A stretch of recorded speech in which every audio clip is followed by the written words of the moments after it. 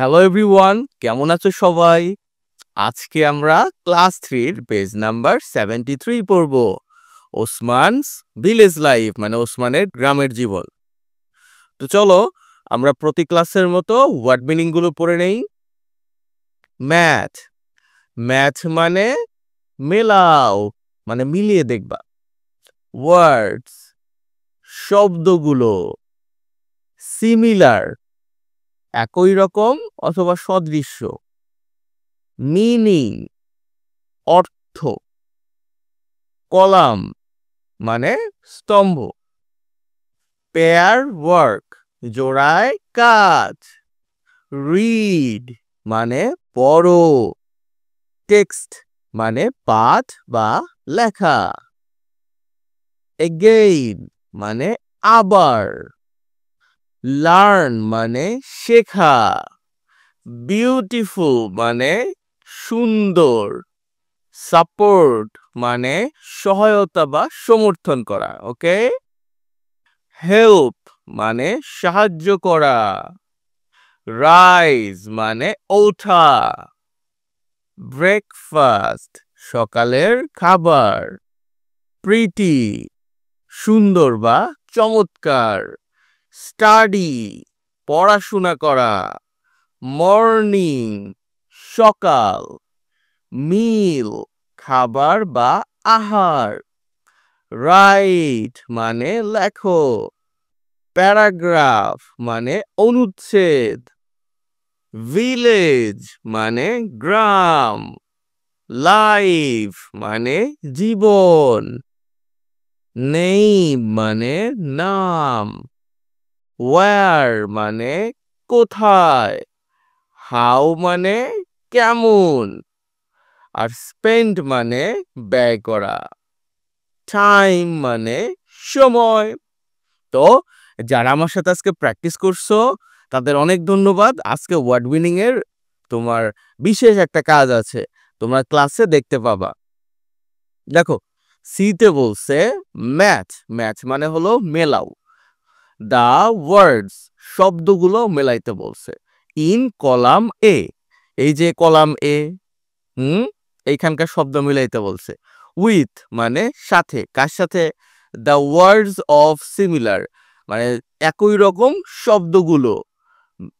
Meaning in column B মানে similar meaning বলতে একই রকম যে এখানে তোমার মিনিং আছে সেটার সাথে কলাম বি এর এটার সাথে মিলাইতে হবে। তো দেখো, এতে তোমার এই কলামে কিছু শব্দ আছে, বি কলামেও কিছু শব্দ আছে। তো এই শব্দের সাথে এই বি কলামের শব্দের যে অর্থের মিল আছে এই দুটোকে কানেক্ট করতে হবে, মিলায় দেখাইতে হবে। চলো, one is done for you, একটা তোমার জন্য করা হয়েছে। গেট আপ, গেট আপ মানে আমরা কি জানি? ঘুম থেকে ওঠা। এই যে রেইজ, রেইজ মানেও তো ওঠা। তো দুটো মিলাইছি। এইভাবে এটা বইতে আগে থেকে করা ছিল। বিউটিফুল, বিউটিফুল মানে কি? বিউটিফুল মানে সুন্দর। এটার সাথে মেলে কোনটা? প্রিটি, প্রিটি মানেও তো সুন্দর। হেল্প, হেল্প মানে সহায়তা করা। সাপোর্ট, সাপোর্ট মানে কি? সহায়তা করা। মিলাইছি। আবার দেখো, ব্রেকফাস্ট, ব্রেকফাস্ট মানে সকালের খাবার। এটার সাথে কোনটা মেলে? মর্নিং মিল। এখন তোমাদের জন্য বলো তো স্টাডির সাথে কোনটা হবে? 3 সেকেন্ড সময়, 1 2 3। স্টাডির সাথে লার্ন। যারা যারা পারছো তারা কমেন্টে আমাকে জানিও। দেখো, এটার উত্তরটা আমি এখানে দিয়ে দিছি। যারা এর আগে পারো নাই এটা স্ক্রিনশট দিয়ে নাও, উত্তরটা মিলায় নাও। দেখো, এই যে মিলাই দিছি সবগুলো আমি। ওকে, চলো ডি নাম্বারে চলো। ডিতে বলছে পেয়ার ওয়ার্ক মানে জোড়ায় জোড়ায় কাজ। লেটস রিড, চলো পড়ি। দা টেক্সট, শব্দগুলো। In section A, again section A তে চলে যেতে বলছে। গত ক্লাসে আমরা যেটা পড়ছি সেইটা। তোমরা যদি গত ক্লাস না করে থাকো, ডেসক্রিপশন বক্সে প্লেলিস্টের লিংক দেয়া আছে, সেখান থেকে খুঁজে বের করে পেজ নাম্বার 72 পড়ে নাও। লিস্ট দ্য নাউনস, নাউনগুলোকে লিস্ট করতে হবে, তালিকা করতে হবে। pronouns and verbs, pronoun এবং verb গুলোকেও করতে হবে। in the following table, এই যে নিচে একটা টেবিল দিছে না, নিচের এই টেবিলে এগুলো তালিকা করতে হবে। তো দেখো আমি ওখান থেকে তালিকা করে নিয়ে আসছি, আমার এই তালিকাটা স্ক্রিনশট দিয়ে নাও। দেখো Osman, village, morning, breakfast, teeth, time, school, এরকম করে আমি সব দিয়ে দিছি নাউনগুলো। আর একটাই প্রোনাউন ছিল হি, এটা দিয়ে দিছি। আর অনেকগুলো ভার্ব ছিল, এগুলোও দিয়ে দিছি। দেখো লিভস, গেটস, তারপরে গেটস দুইবার দিয়ে দিছি, সরি গেটস রেডি, মানে এটা একসাথে আবার ভার্ব হয়। তারপরে ব্রাশেস, স্টাডিজ। তো তোমরা এই ইয়াটা দেখে নিও, এইখান থেকে তুমি এই সবগুলো নাউন, প্রোনাউন, ভার্ব স্ক্রিনশট দিয়ে রাখো। তুমি একটা একটা করে খুঁজে বের করে এটার সাথে মিলায় নিবা। ওকে, এটা আমাদের বাড়ির কাজ থাকলো। ই নম্বরে বলছে রাইট এই শর্ট প্যারাগ্রাফ, একটা ছোট্ট করে প্যারাগ্রাফ লিখতে হবে। অন কিসের উপরে? মাই ভিলেজ লাইফ, মানে আমার গ্রামের জীবনের উপরে। বাই অ্যান্সারিং, মানে উত্তর দিয়ে। কিসের উত্তর দিয়ে? দ্য ফলোয়িং কোশ্চেন্স, নিম্নলিখিত প্রশ্নগুলো থেকে। এই যে নিচে 5টা কোশ্চেন দিছে, এই কোশ্চেনগুলো পড়ে তোমাকে একটা প্যারাগ্রাফ লিখতে হবে মাই ভিলেজ লাইফ এইটার উপরে। তো কোশ্চেনগুলো পড়ি। What is the name of your village, তোমার গ্রামের নাম কি? এটা অবশ্যই ওর মধ্যে উল্লেখ করতে হবে। হোয়ার ইজ ইউর ভিলেজ, তোমার গ্রামটা কোথায় সেটাও বলতে হবে। How beautiful is your village, তোমার গ্রাম কত সুন্দর, এটাও বলতে হবে। হাউ ডু ইউ স্পেন্ড, তুমি কিভাবে ব্যয় করো ইয়োর টাইম, তোমার সময় ইন দ্য ভিলেজ, গ্রামে, এটাও বলতে হবে।